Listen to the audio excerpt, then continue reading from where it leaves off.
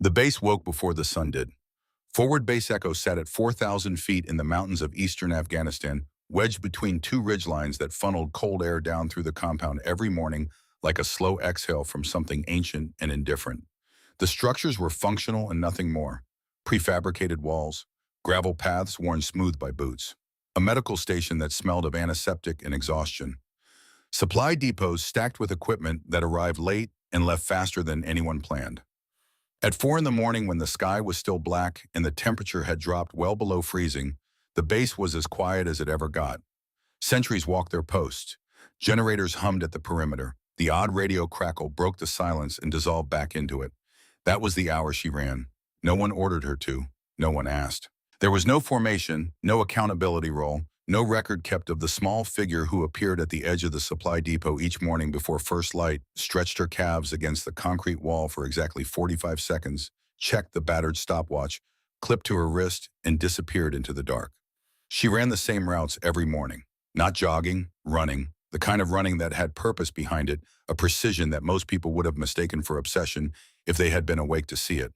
She moved through the base the way water moves through a landscape, finding paths, reading surfaces, adjusting without breaking stride. Over the loose gravel near the motor pool, around the shallow depression beside the eastern fence where drainage pooled after rain, past the gap in the supply netting where the wind changed direction and created a 2-second blind zone for anyone watching from the guard tower. She noticed everything. She wrote none of it down during the run itself.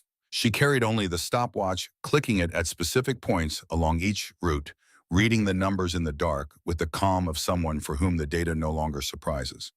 Afterward, back at the supply depot, she would open a small notebook and record what she had observed. Numbers mostly. Distances, elevation changes noted in fractions, terrain observations in shorthand that no one else could read. The notebook was old. The cover had gone soft at the corners. She kept it in the left breast pocket of her jacket, close enough to feel against her ribs when she breathed. Her name was Elena Ferris. She was 28 years old, 5'4", with dark brown hair, kept tied back so tight it pulled slightly at the temples. Her face was lean from years of training, with the particular thinness that comes not from deprivation, but from a body that burns everything it takes in and asks for more. Her eyes were a quietest shade of gray, not cold exactly, though people described them that way when they first met her. More like glass that had been cleaned so thoroughly it stopped reflecting and started transmitting instead. They watched more than they spoke. She had arrived at Forward Base Echo 11 weeks earlier under a civilian contractor agreement. Her official designation was Logistics Support Specialist Category 9B. Her role was transport coordination for medical supply lines, scheduling inventory verification, route planning for vehicle convoys running between the base and the forward aid stations in the valley below. It was not glamorous work. It was not the kind of work that anyone paid much attention to, which suited her precisely. She did it with the same care she brought to her morning runs. Supply manifests were accurate. Delivery windows were met. When a shipment came in short, she had already identified the shortfall 24 hours earlier and sourced a replacement through a secondary channel that no one had thought to use before her. The logistics officers noticed her efficiency the way people notice a well-functioning piece of equipment, with the vague, distracted satisfaction of something that is not currently broken. Nobody learned her name for the first 3 weeks. They called her 9B, or simply Logistics. She did not correct them. She also spent time at the medical station, which nobody had asked her to do, and which Dr. Marcus Holt had noticed on her third day and considered questioning. She appeared each morning during the early shifts, standing in the corridor near the supply room notebook, open, watching the medics work, watching what they reached for first, in what order supplies were organized during an emergency deployment, what the hands did before the mind fully caught up. Holt had asked her once what she was doing there. Learning, she said. You're not a medic. No, you're not authorized to. I know, she said. I'm not touching anything. I'm just watching. She met his eyes without apology. Is that a problem? He had considered asking her to leave. He considered it 3 more times over the following weeks, and each time something stopped him. The quality of her attention, perhaps, or the fact that she never once got in the way. Never asked questions that wasted anyone's time, just watched with those gray eyes and wrote in her notebook and left before the shift changed. He did not know what she was learning. He knew she was learning it thoroughly. There are men who carry their grief quietly folded into the ordinary business of living, and there are men who carry it like a drawn weapon, not aimed at anyone in particular, but present nonetheless. Sergeant Brad Kowalski was the second kind. He was 58 years old and had been in the United States Army for 31 years. His face showed most of those years deep lines around the eyes, a jaw that had set itself hard for so long it had forgotten how to relax, hands scarred at the knuckles from work and weather, and the kind of incidents that never made official reports. He was not a tall man, but he carried the physical presence of someone who had spent decades making himself immovable, and it had settled into his posture so completely that even standing still he seemed to be bracing against something. He had served in the Gulf. He had served in Iraq. He had done 2 rotations through this particular theater and returned each time with less of whatever it is that keeps men light. His record was spotless. His soldiers respected him without warmth, the way you respect a sergeant who is always right and never easy. He first saw Elena Ferris on her 3rd morning run. He was crossing the compound at 0420 to check on a vehicle flagged for maintenance when he saw her emerge from the shadow of the supply depot. He stopped. He watched her take position at the wall, stretch, check the stopwatch, and run. He watched her route. He watched the way she moved, not with the heavy deliberateness of a soldier running for fitness, but with something lighter and more intentional, as though she were solving a problem only she could see. He stood there for 90 seconds watching her disappear into the dark. Then he went back to his quarters and looked up her personnel file. What he found was thin. University of Minnesota. Track and field scholarship, mixed terrain specialization. Degree in logistics and supply chain management. 3 years in civilian contract work with military support organizations. One notation that had been partially redacted, the visible portion, reading only TMSY Program Assessment, Grade A. Below it in smaller text, voluntary continuation approved. Non-military capacity only. Kowalski stared at the redacted section for a long moment. Then he put his phone away and walked to the vehicle bay with his jaw set at the angle it occupied when something was working at the back of his mind. The next morning he made sure to be at the supply depot when she finished her run. She was sitting on the concrete step, writing in her notebook when he walked up. She did not look up immediately. He stood over her for a moment, waiting for the acknowledgement that did not come, and then said, "What are you mapping?" She looked up. Gray eyes, steady, not defensive, not nervous, just present. "Routes," she said. "For what?" "Emergencies." He looked at the notebook. "Let me see it."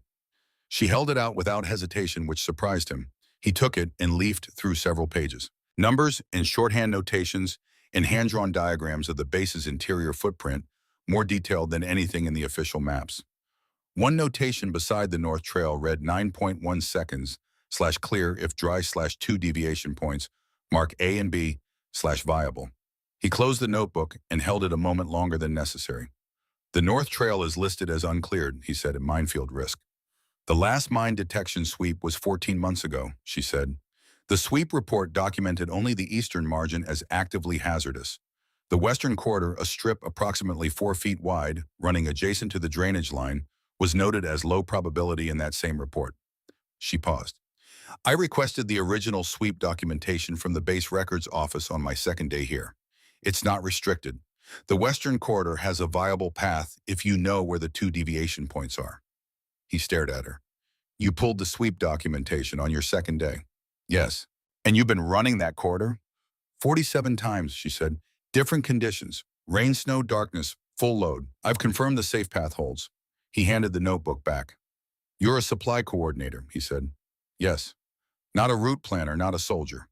"No," she said with the patience of someone repeating the obvious, because the other person needs to hear it, not because they have forgotten. "In 3 months at this base, there have been 4 incidents where medical supplies couldn't reach a forward position in time because the primary vehicle route was compromised. 2 of those delays exceeded 4 minutes. A pause. 4 minutes is the outer edge of the window for several categories of trauma intervention. I've been trying to understand if there's an alternative delivery method for scenarios where vehicles can't get through." Kowalski looked at her for a long moment. What he was actually looking for, though he would not have called it that, was the limit. He had been looking for it since he first saw her running in the dark. The place where intention would hit the wall of what a civilian body and a civilian mind could genuinely sustain. He had not found it yet in the notebook. He had not found it in her answers. This irritated him more than he expected. He turned and walked away without another word. What he did not say to her that morning, what he had never said to anyone at Forward Base Echo, because it was not the kind of thing a man says in a place where everyone is already carrying something, was that he had a brother named Derek. Private First Class Derek Kowalski, 24 years old when he died. 2 years into his first deployment, stationed at a forward operating base in the eastern mountains during a night patrol, extraction gone wrong. His team had taken casualties. They needed blood and coagulants within 4 minutes because the medic on the ground was watching the window close in real time, counting down with the specific and terrible precision that medics learn. The supplies were 40 seconds away in a vehicle. Then they were not, because the civilian contract driver who was supposed to move that vehicle made a decision in the dark that no training had fully prepared him for. He heard the gunfire. He got out of the vehicle and ran for cover. He was not a coward. He was simply a civilian who had reached the limit of what a civilian can be asked to endure in a combat zone, and that limit arrived 30 seconds too early. Derek died 4 minutes and 11 seconds after the request for supplies was transmitted. Brad Kowalski had read the incident report 43 times. He had the timeline memorized. He knew the exact gap between what was possible and what happened, and he had carried it for 5 years like a stone he could not set down. The version of that grief that was easiest to live with was the one where the limit was real and universal, where any civilian standing in that position would have made the same choice, where nothing could have changed the outcome, where it was simply bad luck and not a failure of character or training or will. That version required the limit to exist. He had been searching Elena Ferris for that limit since the morning he first saw her. It was not in her notebook. It was not in her answers. He did not know yet whether it was in her, and the uncertainty was doing something to the story he had been telling himself for 5 years. The base had its rhythms, and Elena moved inside them without disrupting them, which is itself a skill that most people never recognize as a skill. She was present without being intrusive. She spoke when addressed, and sometimes not even then. She ate at the same table in the mess hall each day, reading or writing, and the soldiers around her stopped noticing she was there the way you stop noticing furniture. The logistics officers had their language of low-level mockery, the kind of humor that functions as territory marking in enclosed spaces. They used it on Elena the way they would have used it on any civilian contractor who showed more initiative than her job description warranted. Someone called her the runner, and it stuck for a week until someone else started calling her Logistics 9B in a tone designed to reduce her to a file number, and that one stuck longer. She let it go. Not because she lacked the capacity to respond, but because she had allocated her attention to things that mattered and did not have any despair for middle school politics. 3 weeks after her arrival, she presented a proposal to the logistics coordinator, Lieutenant Abernethy, suggesting that the base consider supplementing vehicle delivery protocols with a hand carry option for the North Trail in emergency scenarios where vehicle access was compromised. She had attached documentation, route assessment, timing data, weight capacity estimates, a comparison of 4 alternative paths with annotated risk evaluations. Abernethy read the first page and handed it back. "This isn't the Olympics," he said, which he thought was funny. The other officers laughed. Elena took the report folded. It returned it to her jacket pocket. "No," she agreed, "it's not." And she went back to her work. Kowalski was in the room. He did not laugh. He watched her fold the report and put it away with the careful, unhurried movements of someone placing something in storage rather than discarding it, and something about that distinction stayed with him for the rest of the day. The morning of the 43rd day at Forward Base Echo arrived like every other morning, cold, clear of the mountains, indifferent and enormous in the pre-dawn dark. Elena completed her route run at 0452, North Trail Corridor full pack simulated weight load. 9.1 seconds. She recorded the time in her notebook, noted a slight surface change near deviation point B, where frost had altered the gravel compaction, and adjusted her mental map of the route accordingly. She went to the mess hall, ate the same breakfast she ate every morning, and was at her station by 0600. By 0830, she was processing an inventory discrepancy in the pharmaceutical supplies when Dr. Holt came through the supply depot looking for a signature on a requisition form. He found her at her station, checked his watch with the air of a man who has more things to do than time to do them, and said without preamble, "The way you've been observing morning shifts at the medical station, I want you to stop." Elena looked up from the manifest. "All right," she said. Holt paused. He had been prepared for an argument, and the absence of one recalibrated him slightly. "Not because you've been in the way," he said, the qualifier arriving before he fully decided to offer it. "You haven't been, but it's irregular, and I should have addressed it earlier." "I understand," she said. He looked at her for a moment, then he signed his requisition form, set it on her desk, and left. In the corridor, he slowed without stopping, turned the interaction over once in his mind, and continued on without being able to explain why the exchange left him with the faint, specific dissatisfaction of a man who has said the correct thing and is not sure it was the right thing. The radio call came at 0834. It came through the base communication channel and simultaneously through the medical station frequency, and the voice on the other end carried the particular combination of control and urgency that appears only when someone with training is managing something they are not certain they can manage. Base Echo, this is Sierra 7. We have a man down. I say again, man down. Penetrating abdominal trauma, significant blood loss. Need type O negative and epinephrine 1 milligram pre-measured in hemostatic gauze. Time critical. Estimate 3 minutes before we lose him. Petty Officer Jake Weston, 29 years old, SEAL team. He had taken shrapnel during a patrol extraction in the valley below the base, and his medic Danny Price was keeping him alive with his hands and his training and not much else, and the margin was measured in minutes. The supply depot had what was needed. The problem was the distance. Vehicle access to Sierra 7's position had been blocked since the previous night by an IED detonation that had collapsed a section of the primary access road. The secondary route through the Eastern Passage added 11 minutes to any vehicle transit. A helicopter request had already been submitted and denied weather sealing, too low, too much small arms activity in the quarter. 11 minutes was 8 minutes too many. Lieutenant Abernethy was on the radio requesting helicopter clearance again. Dr. Holt was pulling supplies and running a calculation that kept arriving at the same answer, no viable route. Kowalski stood at the map on the wall with his hands on the table, his jaw at the angle it occupied when he was absorbing something he could not change.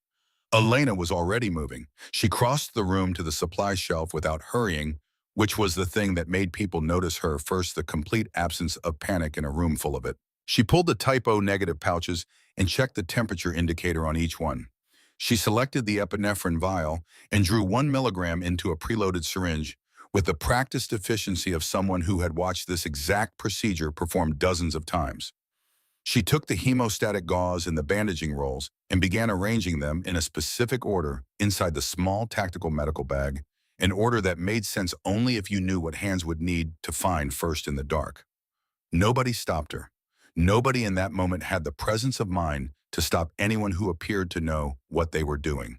She unfolded the piece of paper from her jacket pocket and placed it flat on the table. The route map, hand-drawn, annotated in her careful shorthand, at the top of the North Trail corridor in pencil 9.1 seconds. Viable. I know this route, she said. The room went quiet in the way rooms go quiet when something has been said that reorders the available options. Kowalski turned from the map. He looked at her. He looked at the route map. He looked at the notation. That's the uncleared section, he said. Western Corridor, she said. The safe path I've been running. I documented the sweep report basis on my second day here. It's in my proposal file, which nobody read. She put her finger on the paper. Deviation point A at the 2-second mark step, right 8 inches. Deviation point B at the 6-second mark angle left, maintain stride. I hold the line between those 2 points and the risk profile is manageable. She looked at him. I've run it 47 times, in snow and rain and darkness, with full load. Dr. Holt crossed his arms. We need proper evacuation protocol, not 2 minutes and 40 seconds, Elena said. Not loud, not impatient, accurate. The helicopter is grounded. The vehicle route adds 11 minutes. The North Trail at running pace is 9 seconds. She looked at him directly. Tell me a better option. He did not. Nobody did. Kowalski stood very still. He was looking at her face, not at the map, not at the supplies she had already packed, but at her face, and he was running the calculation he had been running since Derek died. The one about limits, the one about the civilian body and the civilian mind, and the specific place where preparation ends and catastrophe begins. He was looking for that place in her expression, the place where the fear lived. What he found was not fearlessness. He had been a soldier too long to mistake composure for the absence of fear. What he saw in her face was someone who had already moved past the decision, who had processed whatever fear was present and filed it somewhere it could not interfere with the work. Her hands were steady, her breathing was controlled. She was looking at him with the patience of someone who has prepared for this exact conversation and is waiting for it to end so the real thing can begin. The radio crackled, Price's voice quieter now. Base Echo, I'm running out of time. Colonel James Hartley had entered the depot in the last 30 seconds. He stood at the door reading the room the way 55 years and 3 decades of command had taught him to read rooms fast, complete with the particular calm of a man who has made urgent decisions so many times that urgency itself has become familiar. He looked at the map. He looked at the supplies in Elena's hands. He looked at Kowalski. Kowalski said after 3 seconds, "She's mapped the Western Corridor 47 times. Hartley looked at Elena. "If you can do it," he said, "go." She adjusted the bag one final time. Both straps tight centered, nothing that would shift. She clipped the additional supply packet to her left forearm with 2 quick movements. She did not look at the room. She took her position at the depot exit. Weight forward, left foot back. The stance of someone who has stood at starting lines since she was 14 years old and whose body remembers what that means. She had 47 runs of this route stored in her body like a language learned so thoroughly it no longer requires thought. Every surface change, every compression point, every fraction of a second accounted for. Deviation point A at the 2 second mark, deviation point B at 6. Hold the line. She had run it in snow, in rain, in the dark when her hands were numb and her eyes were watering. She had run it 3 weeks earlier when she was sick and had told no one because there was no one to tell because the data needed to be current.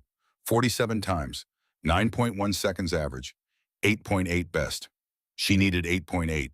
Someone in the room drew a breath. She ran.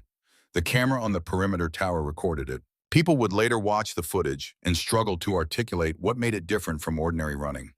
It was not only the speed, it was the quality of the movement, the absence of hesitation, the way the route seemed to fit her, like a memory she was moving through rather than a path she was discovering. The small corrections at deviation point A and deviation point B, barely visible at camera distance, looked less like decisions and more like water finding the level it has always known. 8 seconds, 9 seconds. The green signal light on the field radio at forward base echo flashed twice. Danny Price's hands were already working before his brain fully processed the sound of someone arriving beside him in the dark. He registered a figure dropping to one knee, a medical bag swinging forward in a single fluid motion, the supplies arranged in exactly the order he needed, typo negative. First epinephrine ready in a pre-drawn syringe, hemostatic gauze on top, where his hands would find it without searching. He worked. He did not ask questions. He did not look up. Petty Officer Jake Weston felt the pain change. That is the first sign, not that it stops, but that it shifts, that the direction has reversed, that the margin is moving right instead of wrong. He would survive. He did not know that yet, but his body was beginning to understand it. Back at the supply depot, the room held his breath for 9 seconds. That contained a great deal more than 9 seconds. Then the green light. Price's voice on the radio reporting status. The controlled language of people who are going to be okay. The specific quality of silence in a room where catastrophe has just declined to arrive. Kowalski stood at the map on the wall. He had not moved. He was looking at the North Trail notation 9.1 seconds. Viable. He was thinking about Derek not the way he usually thought about Derek as a wound as a 4-minute gap between possible and actual. He was thinking about the shape of what had just happened.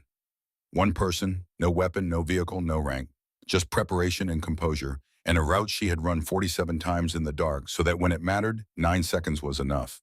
He did not know yet what was buried in the classified file that General Thomas Calloway would open in the coming days. He did not know about TMSOI or the program that had trained Elena Ferris and then buried her in paperwork. He did not know about the competition in Poland or about Marco Ferris lying in a VA hospital in Colorado with a closed file and an unanswered question. He knew only what he had seen. And what he had seen had done something to the story he had been telling himself for 5 years in the specific way that true things displace the stories we tell to survive them. In the corridor outside the depot, Elena had returned. She was removing the empty medical bag from her back with the same unhurried care she brought to everything. She checked the stopwatch, made a notation in her notebook, looked up and found Kowalski looking at her across the room. She did not perform anything for the audience that was beginning to notice her. She just looked at him, steady, direct, the same great clarity as always. But Kowalski had been reading people for 31 years, and he had been watching her long enough to notice the thing beneath the surface.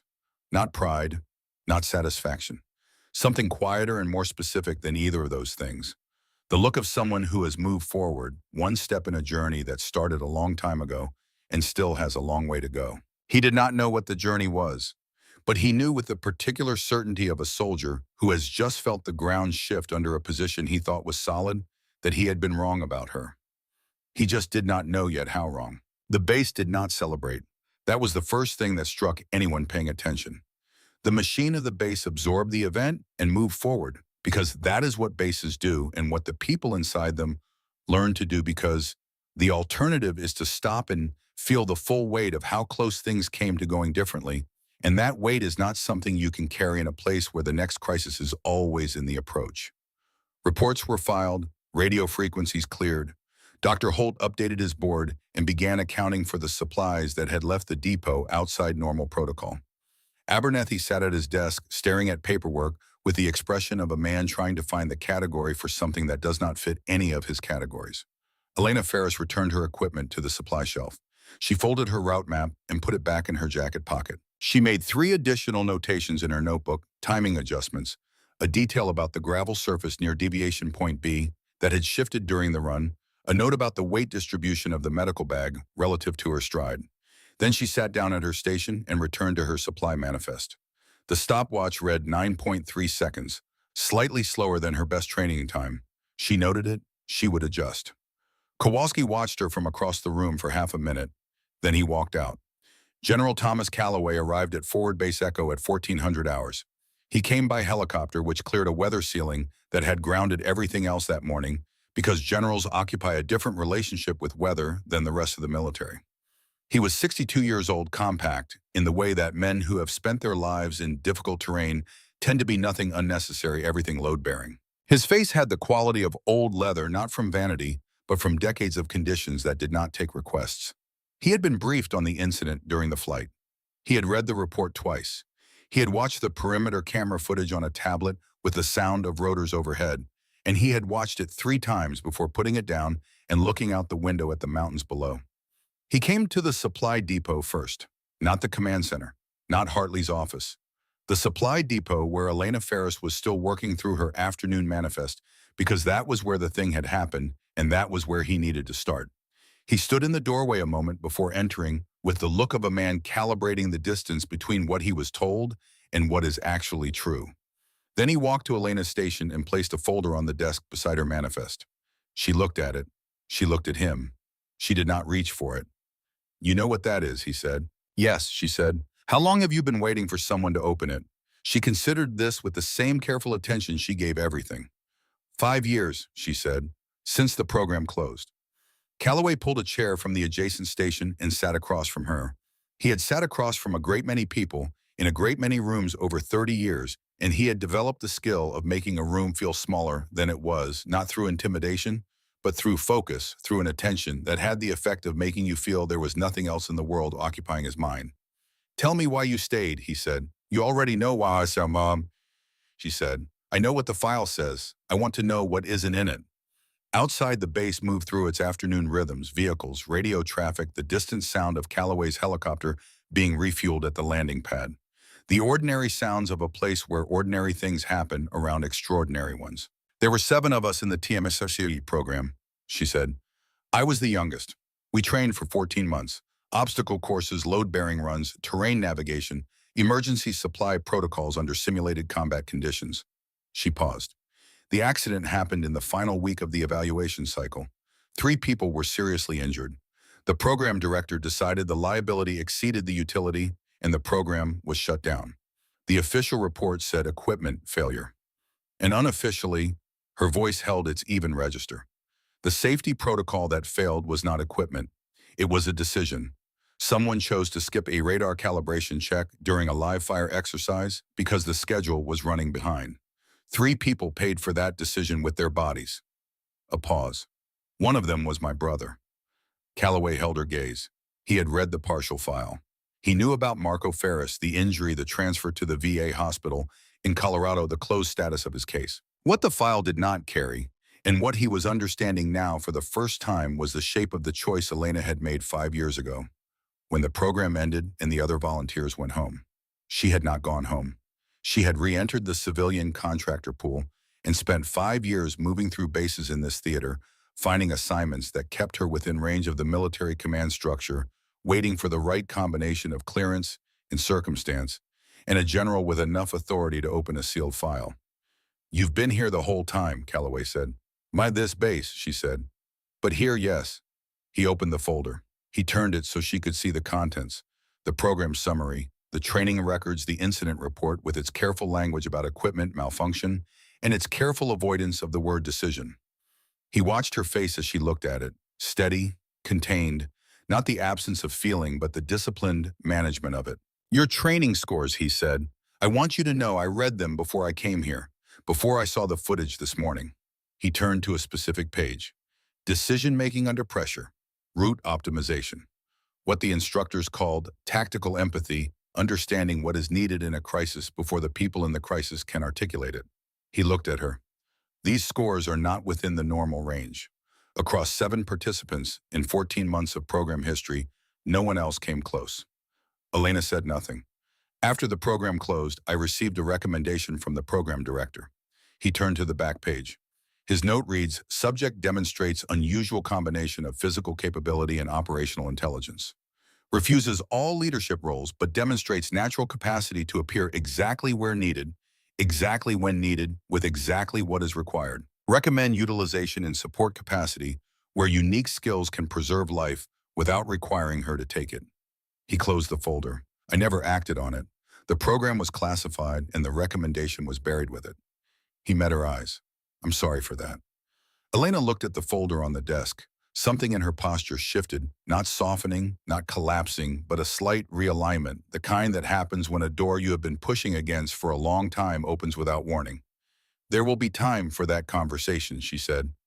First, I need to know if you have the authority to reopen the incident investigation. Calloway held the silence for a moment. Then, yes, I do. Then that's where we start. Danny Price came to the supply depot at 16:30. He was still in his field kit, which told you something about his priorities. He was 32 years old, a SEAL team medic with 8 years of training that had made his hands faster than most people's thinking in emergencies, and he walked in with the expression of a man who has spent several hours arriving at something he needs to say. He found Elena at her station. He stood in front of her desk, and she looked up and waited. He held up the tactical medical bag. 8 years, he said. I've had supplies delivered in the field by other medics, by logistics personnel, by helicopter drop. I've had bags handed to me in firefights. Nobody has ever packed a bag for me the way this was packed. He set it on her desk and went through it from memory.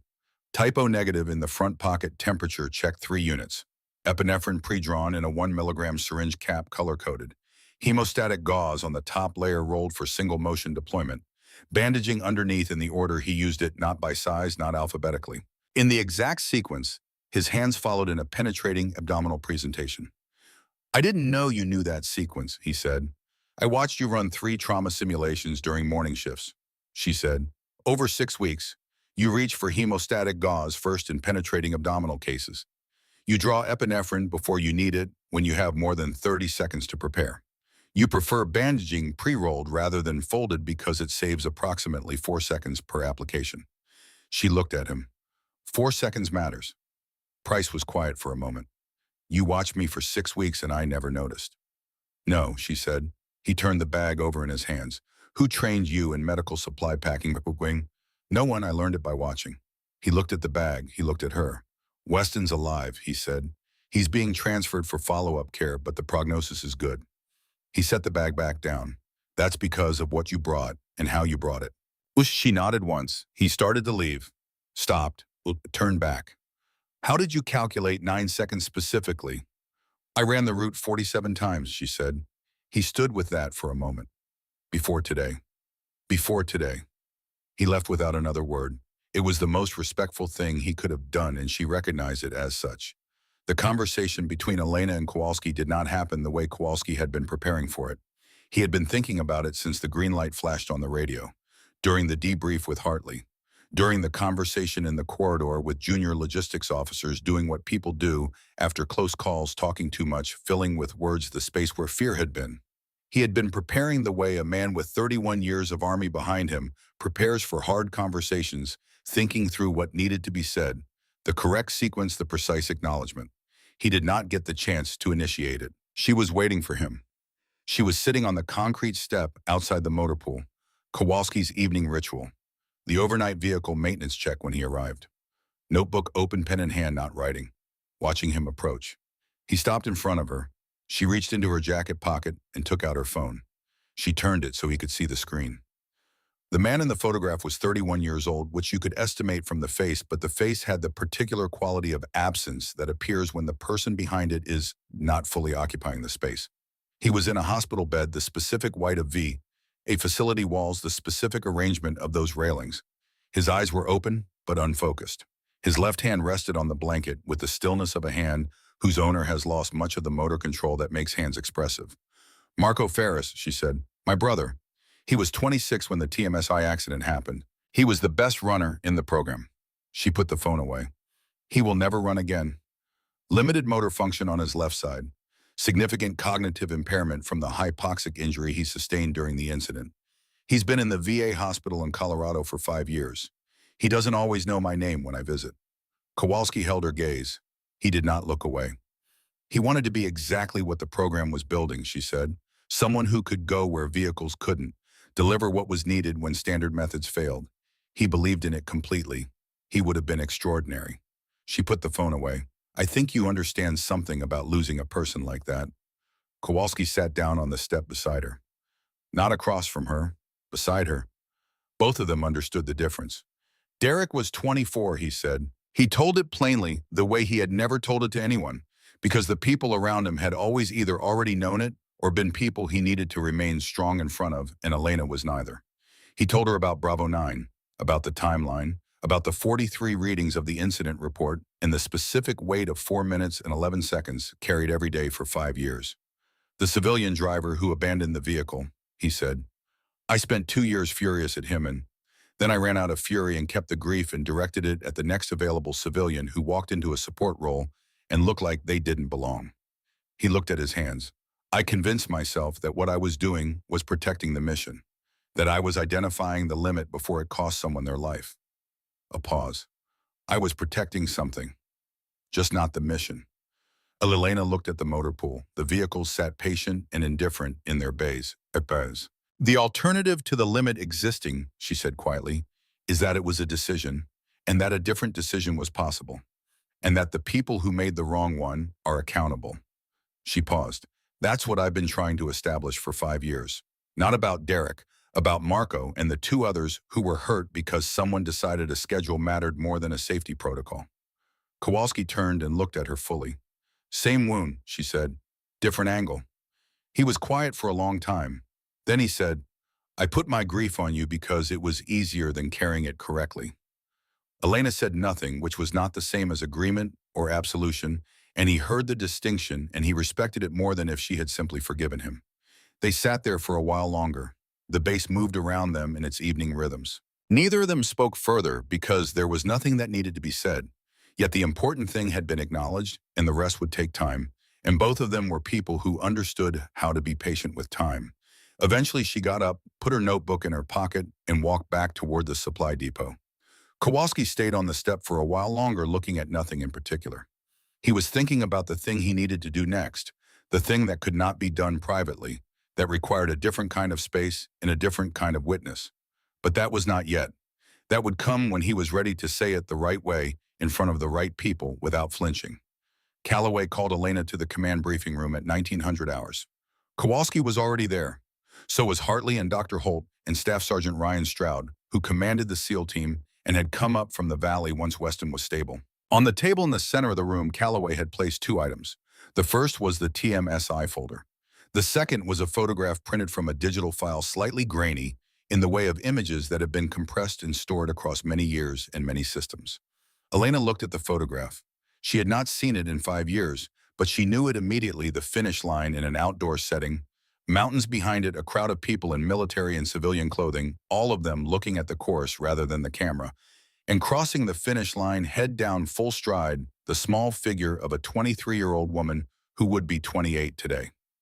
Below the image, a timestamp, a course designation, and in the typeface of an unofficial program record, E. Ferris, 9.04 seconds. This photograph was taken at an informal military assessment program in Poland 5 years ago, Calloway said. Mixed terrain obstacle course, designed to simulate emergency supply delivery routes in mountainous combat environments. He looked at Elena. 9.04 seconds was not just a record. It remains the fastest time any participant in any iteration of that program has ever recorded. Stroud had said nothing since arriving. He was the kind of man who formed opinions before expressing them, and he was still forming this one, looking at the photograph with the focused attention of someone reading a document in a language he is not fluent in, but is beginning to understand.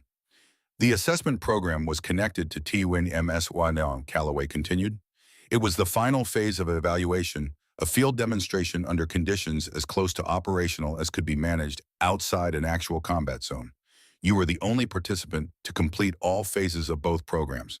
And then the program closed and you disappeared from the records. I didn't disappear, Elena said. No, Calloway said. You didn't. You just kept working.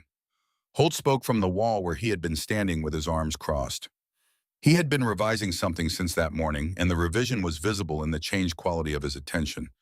The way you packed that bag, he said. I've been doing trauma medicine for 18 years. I couldn't have packed it better myself. You taught me, Elena said. I didn't teach you anything. You did? You just didn't know you were doing it. Calloway let that settle. Then he said what he had come to say. I want to formally recognize what you did today, and I want to discuss what role, if any, you'd be willing to take in developing a formalized version of what you've been doing informally for 5 years. He paused. We owe you that conversation at minimum. Elena nodded. She looked at the photograph on the table, the folder beside it. She looked at the assembled faces and read each of them. Hartley, Holt, Stroud, Kowalski, and in each face she saw the same thing at different stages of completion, the distance between what they had assumed and what they now knew being measured in real time. I appreciate that, she said, and I'm willing to have that conversation. She paused. But there's something I need first. Calloway waited. The TMSI incident investigation was closed without a finding of human error. The official record attributes the accident to equipment malfunction. That finding is wrong. She looked at him directly. Marco Ferris and the 2 other people who were injured deserve an accurate record. Not for compensation, not for litigation, for the record, because what actually happened should be what the record says happened. She set her hand on the folder. You have the authority to reopen that investigation. That's what I need. The room held a particular stillness. Kowalski raised his head. His voice was even. She's right, he said. The record should say what happened. Calloway looked at him, then at Elena. He let the silence run for several seconds, not the silence of hesitation, but of a man measuring the weight of what he is about to commit to. Yes, he said, I can do that. Something shifted in Elena's posture, not relief, not the loosening of tension, but the kind of change that happens when a weight you have been carrying in one hand for a long time is finally distributed between both. Not gone, but no longer all on one side. Stroud spoke for the first time. I want to speak with you. The whole team when Weston is stable enough. He held her gaze with the direct, unembellished attention of a man who does not offer respect casually. Not to recruit you, to learn from you. Elena looked at him. All right, she said. Calloway reached back into the folder and produced one more document, a training assessment from the TMSY program, dated 5 years earlier. Near the bottom in the program director's handwriting, subject demonstrates exceptional capacity to be exactly where needed, exactly when needed, with exactly what is required. This is not a skill that can be fully trained. It is a disposition. Rare. Do not waste it. He placed it in front of Elena. She read it. She did not react visibly. But her hand resting on the edge of the table went still in the way hands go still when a person is holding something in. Then she picked up the folder, tucked it under her arm and said, I'll see you in the morning. She walked out into the mountain air. The base was settling into its night rhythms, generators and sentries, and the distant sound of the helicopter that had brought Calloway back to its parking position. She stood for a moment with her hand on the stopwatch at her wrist, feeling the familiar, worn surface of the casing. Somewhere in Colorado, Marco Ferris was in a room with white walls. The file was going to be open. The record was going to say what had happened. It was not everything. It was enough to move forward. She started walking. Petty Officer Jake Weston was conscious by morning. Not fully consciousness after significant blood loss returns, the way light returns to a room whose curtains are being opened slowly from outside in gradations rather than all at once. But he was conscious enough to recognize Price's face at the bedside and to ask in the specific voice of a man who is not yet certain his own body belongs to him again, what had happened. Price told him plainly the way medics tell things in sequence without embellishment because the facts are sufficient. The supplies, The route, the 9 seconds.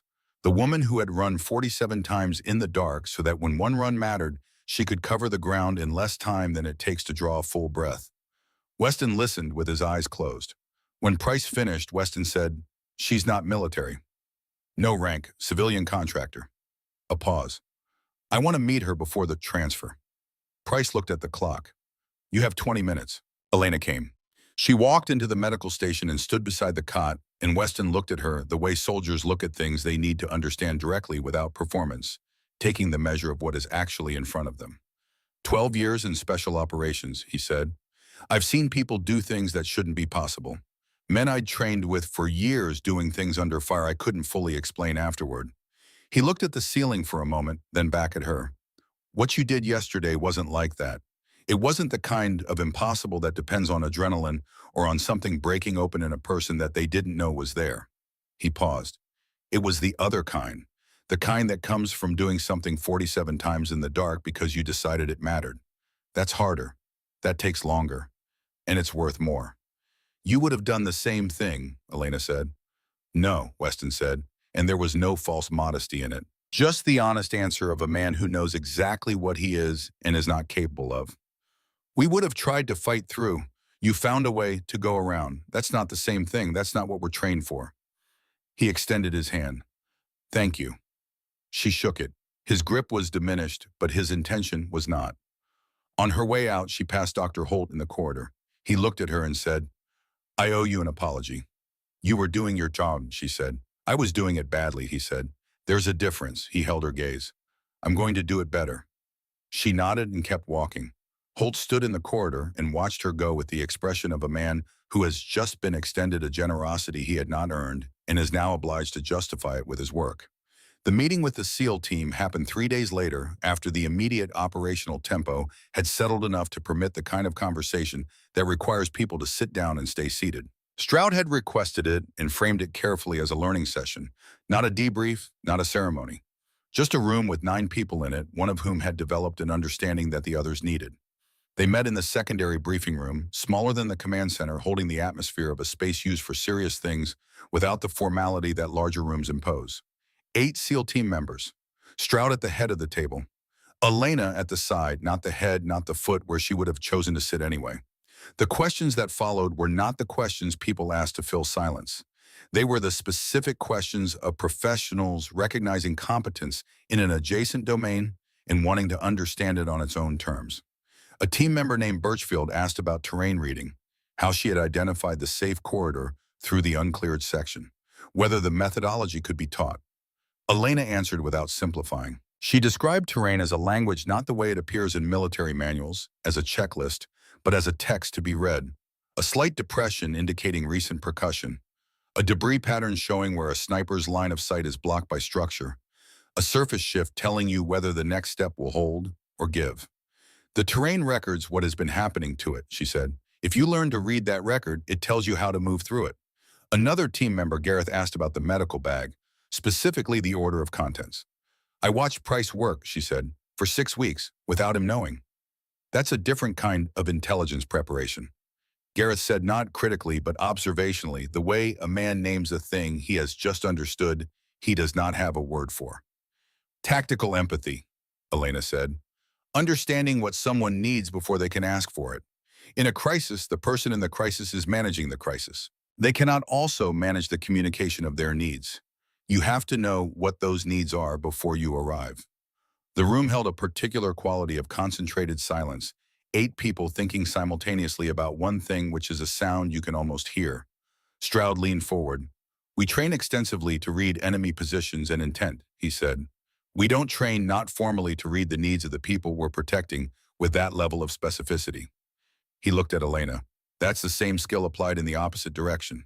Yes, she said. He sat back. He was 40 years old and had spent those years building a particular structure of knowledge he thought of as complete, and the specific discomfort of discovering a domain you lack is not pleasant. But Stroud had made peace with discomfort long ago and knew the difference between having something taken away and having something added. This was the second kind. We want to learn this, he said. Whatever you're willing to teach. I know, she said. That's why I came. The formation was called for 0700 on a morning with a particular quality of mountain light that has not yet committed to its angles, everything visible, nothing yet casting shadows. Hartley gave no specific reason in the order, which was unusual enough to generate the low specific hum of a community anticipating something it cannot yet name. Elena stood at the far edge of the assembled group, where she always stood in collective spaces, present, but not central, paying complete attention and asking nothing in return. Hartley spoke with the measured language of command. He acknowledged the events of 3 days earlier. He spoke about Elena by name, which was the first time most of the base had heard her name spoken aloud in an official context. He spoke about TMSI, about the classified file that Calloway had opened, about the formal recognition that would be submitted. And then he said Sergeant Kowalski. A pause with weight in it. Kowalski stepped forward. He was in his full uniform, which he wore with the ease of a man for whom a uniform has never been a costume. He stood in front of the formation with his hands at his sides and his jaw set, and he looked out at the assembled faces until he found Elena at the edge of the crowd. He held her gaze. He said, "I've been in this army for 31 years. I've served with people who were the best at what they did and people who weren't it, and I've watched the consequences of both. I've used what I know to judge who belongs and who doesn't." A pause. 3 days ago, I was wrong about a person. The formation was absolutely still. I was wrong in a way I made public in front of this unit over a period of weeks. I want to correct that publicly. Another pause. Elena Ferris did something 3 days ago that none of us, none of the trained, ranked, experienced military personnel at this base found a way to do. She did it because she had been preparing to do it quietly, without asking for anything from anyone for longer than most of us knew she was here. His voice held its register. Then something in it changed, not broke exactly, but shifted the way a load-bearing element sounds different when the weight upon it redistributes. My brother's name was Derek Kowalski. He died 5 years ago at Bravo 9 because a supply run failed. I've been carrying that ever since, and I've been putting it in the wrong places on people who didn't cause it and didn't deserve it. He looked at Elena, and his voice carried the controlled quality of a man who has decided to say a hard thing without flinching, and is doing exactly that. She lost her brother too, not to death, to something that takes longer to grieve because it doesn't have an ending. And she came here anyway. She prepared and she waited and she ran 9 seconds through a minefield corridor because that was what was needed. A single beat of silence. I was wrong about her, and this unit deserved better than the version of me that couldn't see that.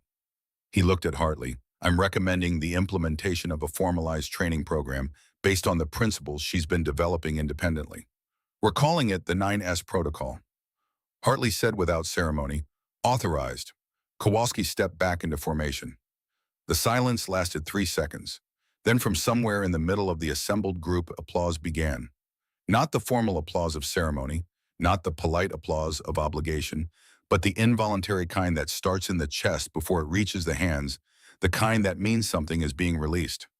It spread through the formation quickly, the way things spread when they are true, and it lasted longer than anyone planned.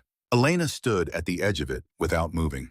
She was looking at Kowalski, and what was in her expression now was different from the steady, contained quality of the past weeks. It was more open. Something that had been standing behind a door for 5 years, listening to the sounds on the other side, had just heard the lock turn. It was not forgiveness precisely. It was something more complex than forgiveness. The acknowledgement that grief does not make you wrong and does not make you right, that it only makes you human, which is its own category and its own kind of difficulty. She nodded at him across the distance of the compound. He nodded back. It was sufficient. 2 weeks after the formation, Elena drove a rental car from Denver International Airport to the VA Medical Center in Aurora, Colorado. Calloway had arranged the leave 7 days, the first she had taken in 11 months. She had not asked for it. He had given it because he understood that bureaucratic processes and human ones do not always operate on the same timeline, and that sometimes the human ones need to be given space to move at their own speed. The drive took 40 minutes. She knew the way without consulting the directory. She had made this walk 31 times in 5 years, through every corridor change and renovation, and her body remembered the route, the way it remembered the paths she ran at 4 in the morning without requiring her conscious attention. Marco Ferris was sitting up when she arrived. He was 31 years old, and he looked younger than that in the way that people look younger when a significant portion of their life has been spent in the suspended state of a body that is present but not fully occupied. His left hand rested on the blanket with the stillness of a hand whose owner has lost most of the voluntary motor function that makes hands expressive. But his eyes, when he looked up and saw her at the door, had the light. The specific light of the good days when the connection between her face and her name and what they were to each other was accessible to him, and the person she had grown up with was visible behind the person the accident had made. "Elena," he said. His voice was slower than it used to be, shaped differently by the injury, but it was his voice. "Hi, Marco," she said, and sat down in the chair she had occupied 31 times. They talked about small things first. She had learned over 5 years of visits that the important things needed time to arrive, that you could not walk in and immediately say what you had come to say, that the connection needed to be established, warmed, trusted, before it could carry weight. When the time was right, she told him about the investigation. She told him what Callaway had authorized. She told him the record was going to be corrected, that the finding of equipment malfunction was going to be replaced with what had actually happened, that the decision that had cost him 5 years was going to be named as a decision and attributed to the person who had made it. Marco listened. His right hand moved on the blanket in the small, repetitive gesture she had come to understand as the way he processed things that were larger than language in that moment. "You did that," he said. "Callaway did it," she said. "I asked him to." "Why now?" She looked at her hands. "Because I finally had something to offer him in exchange. Something that proved what we were trained to do, what you went into TMSIs to learn, that it works, that it was worth it." Marco was quiet for a long time. The afternoon light moved across his floor in its slow, honest way, the way time feels different in rooms where the ordinary velocity of the outside world has been replaced by something more considered. "Tell me," he said. She told him about Forward Base Echo, about Weston, about the North Trail and the 47 runs and the 9 seconds.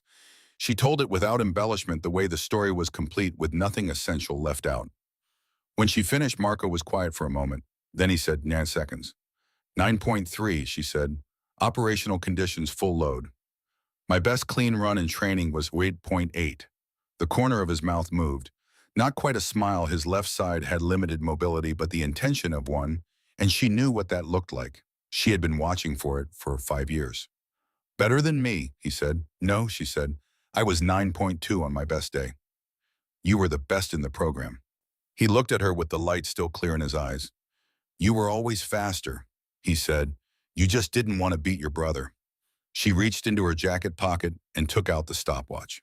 The battered case worn soft at the corners, the glass face carrying the fine scratches of years of daily use. She had clipped it to her wrist every morning at 4 o'clock in the dark, running routes nobody asked her to run, and nobody watched her run for 5 years until the morning she ran the one that mattered. She placed it in his right hand. His fingers closed around it slowly with the deliberate care of a hand that has to think about closing. He held it against his palm and felt its weight, the particular density of something that has been used for a long time, that has been carried and counted on and trusted. "When you're ready to give it back," she said, "I'll come and get it." Marco held the stopwatch and looked at it and said nothing for a long time. The afternoon light reached the far edge of the floor and began its slow recession toward evening. Down the corridor, a door opened and closed. The ordinary sounds of the place moved around them, indifferent and regular. 9 seconds, Marco said again, quietly. Not as a number, as the name of something. Yes, Elena said. She stayed until visiting hours ended. She drove back to Denver in the last of the daylight through the specific exhaustion that comes not from work, but from the release of something long held, a physical lightness that is also paradoxically a heaviness, the particular quality of finally being able to rest. The 9S protocol training began on a Tuesday. Kowalski ran it himself. He had prepared remarks. He did not use them. He stood in front of 8 junior soldiers in the pre-dawn cold and looked at their faces, young, alert, not yet knowing what they were preparing for, which is the condition of all preparation. And he said, the person who developed what I'm about to teach you wasn't a soldier. She carried no weapon. She had no rank, no official authority, no record in any system that most of us had clearance to see. He paused. She ran a route 47 times in the dark so that when someone needed her to run it once, she could do it in 9 seconds. That is the lesson, not the 9 seconds, the 47 times. He looked at them. Start your watches, he said. They ran. Within 30 days, a request arrived from a civilian emergency services organization in the Pacific Northwest. Within 2 months, from a military medical unit in Germany. Then from a search and rescue coordinator in New Mexico. Then from a fire department in Arizona, a hospital emergency team in Maryland, a wilderness rescue unit in Montana. Elena wrote the training documentation herself, 43 pages.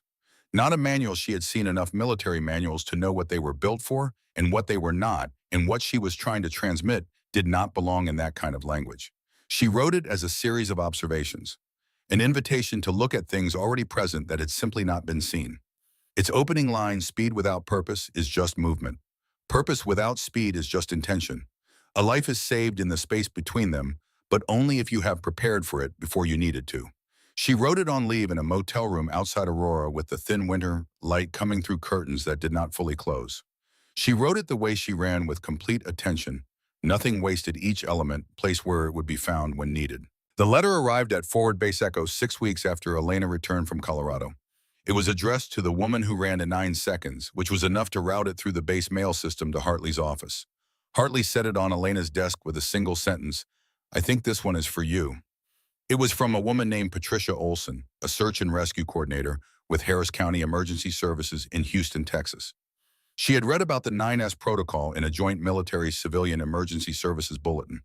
She described a flooding event 3 months prior, a storm system that had stalled over the Gulf Coast and put 9 inches of rain on neighborhoods still recovering from the last time this had happened. In one of those neighborhoods, a child had been trapped in a submerged vehicle on a flooded street. Standard rescue equipment could not reach the vehicle. The current was too strong for the inflatable boats. The aerial assets were committed elsewhere. The window for the child's survival was measured in minutes, then in seconds. Patricia Olson had read the principle in the bulletin: find the path that doesn't require force. Don't try to overcome the obstacle. Find the way around it. She had looked at the flooded street and seen running parallel to it a raised pedestrian walkway that the water had not yet reached. 8 feet wide, 200 feet long, leading to a position directly above the submerged vehicle. She had run it. She had gone into the water from a position where the current geometry worked with her. She had gotten the child out. The child's name was Mia. She was 4 years old. She was alive. At the end of the letter, Patricia Olson had written, "I don't know if what I did had anything to do with what you did, but I read about finding the path that doesn't require force, and I looked at that street and I found one. I wanted you to know." Elena read the letter twice. She folded it and placed it in her jacket pocket next to the route map and the notebook and the space where the stopwatch had been. She sat at her desk for a moment in the early morning quiet before the base had assembled itself into the day. She thought about Patricia Olson standing at the edge of a flooded street in Houston looking for the path. She thought about Price's hands finding what they needed in exactly the right order in the dark. She thought about Weston saying the kind that comes from doing something 47 times because you decided it mattered. She thought about Kowalski's voice holding steady through a speech that cost him something real, and the specific courage of saying "I was wrong" in front of everyone who had heard him be wrong. She thought about Marco's fingers closing around the stopwatch in that VA hospital room, the light in his eyes on a good day. She opened her notebook to a clean page. At the top, the date. Below it, a number, 9.3 seconds. Operational conditions, full load. She looked at it for a moment. Then she closed the notebook, stood up, and walked to the depot exit. She stretched her calves against the concrete wall for 45 seconds. She looked at her wrist where the stopwatch had lived for 5 years and where the pale impression of its clip was still visible against her skin. She started her phone timer instead. Different weight, same purpose. She took her position, weight forward, left foot back. The mountain dark was complete and cold and utterly indifferent, the way it had always been, honest in the way that only things that do not care about you are honest, asking nothing, offering nothing, simply present in the way that terrain is present, waiting to be read. She ran. The contractual period ended on a Tuesday. She packed her kit before anyone else was awake, the same hour she had always packed, the same hour she had always run, the quiet, dark hour that had always belonged to her. She left the route notebook on her desk labeled with the date and the base designation filed with the operational documentation as she had been trained to do. She said goodbye to Kowalski in the half-light before the base assembled itself for morning at the motor pool, where their first real conversation had begun. She had brought nothing to give him, and he had nothing to give her, which was the correct way for this particular goodbye between people who had already exchanged what needed to be exchanged. He walked with her toward the vehicle.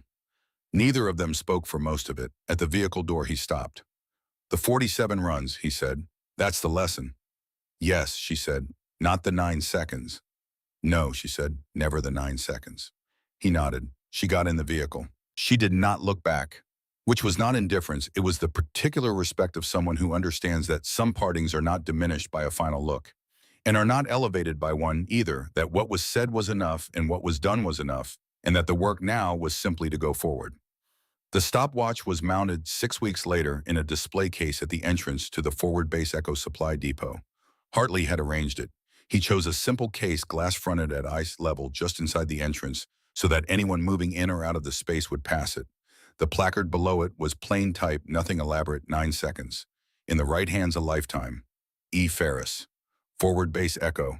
Soldiers began to stop in front of it, not always for long, sometimes for only a few seconds, which carried their own resonance now. They would look at the stopped face of the old stopwatch, worn soft at the corners from years of daily contact, and they would read the placard, and they would carry something of it with them when they walked out. Some touched the glass. Kowalski stopped in front of it on the morning it was installed alone before the base had come through. He stood there long enough to think about Derek and about what 4 minutes and 11 seconds had meant for 5 years, and about what 9 seconds had meant when it was run by someone who had prepared for it 47 times in the dark while he was looking for her limit. He put his hand flat against the glass, not a gesture of sentiment, or not only that, the pressure of a hand against glass that says, I see this. I understand what it cost. I will carry it correctly from here. Then he walked out into the compound and began the day. The TMSI investigation concluded 4 months later. The official record was amended. The finding of equipment malfunction was replaced with an accurate account of what had happened, a decision made by a specific person at a specific time in the specific context of a schedule running behind and a safety protocol treated as optional. The person who had made that decision was no longer in a position to be held operationally accountable. But the record now said what had happened. The record was accurate. Marco Farias and the 2 other people injured in the TMS Washi accident received formal written acknowledgments from the Department of the Army. The language was careful and official and insufficient in the way that institutional language is always insufficient when it is trying to hold the weight of something human. But it said what it needed to say. It named what had happened. It confirmed that the people who were hurt had been hurt because of a choice that should not have been made, and that the record of their service had been corrected accordingly. Elena read the letter 3 times before she drove to Aurora to bring it to Marco. He held it in his right hand for a long time. The afternoon light moved across his floor in its slow, honest way. His eyes held the recognition, a good day, and she was grateful for it, quietly, without expecting the next one. It's enough, he said finally. She was not entirely sure it was, but she knew what he meant. He meant that the record said what happened. He meant that the thing that had been unnamed for 5 years now had a name. He meant that the 5 years she had spent in mountain bases at 4 in the morning, running routes no one asked her to run in the dark, had arrived at something true. She stayed until visiting hours ended. On the drive back to Denver, she thought about Mia in Houston, 4 years old and alive. She thought about the 43 pages of training documentation being read in firehouses and hospitals and search and rescue units she would never visit. She thought about young soldiers running routes they had mapped themselves, writing numbers in small notebooks, learning by repetition and precision what it means to be exactly where you need to be before you are needed there. She thought about the stopwatch in its display case, its mechanism finally worn through, unable to run, but still present, still teaching. A stopped clock still tells you something.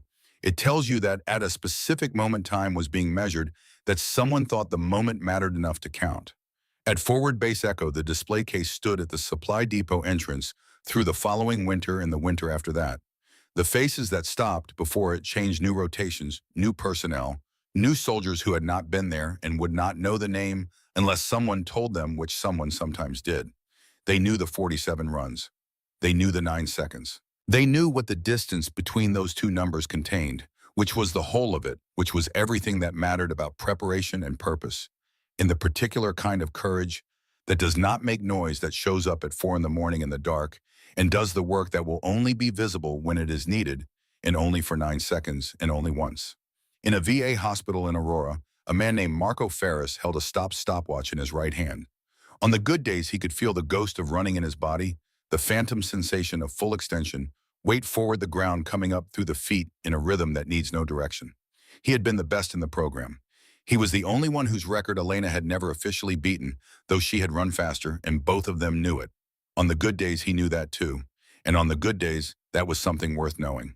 Somewhere Elena Ferris was running a new route. She had a new notebook and a new stopwatch and a new corridor of terrain to learn. She had a number in the notebook already, the first time the baseline, the starting point from which the data would accumulate across 47 mornings until the route was memorized in her body, and her body knew it the way it knew her own name. She was counting. She was always counting. That was the thing nobody saw, the thing that the 9 seconds did not contain and could not show all the 4 o'clock mornings that preceded it all, the cold and the dark and the indifferent terrain and the absence of anyone watching, all the times the stopwatch clicked and the number was wrong, and she adjusted and ran it again and again and again until the number was right and her body knew what right felt like, until there was no difference between the preparation and the action, until the route was not something she ran, but something she was. That was the lesson, not the 9 seconds. The 47 times,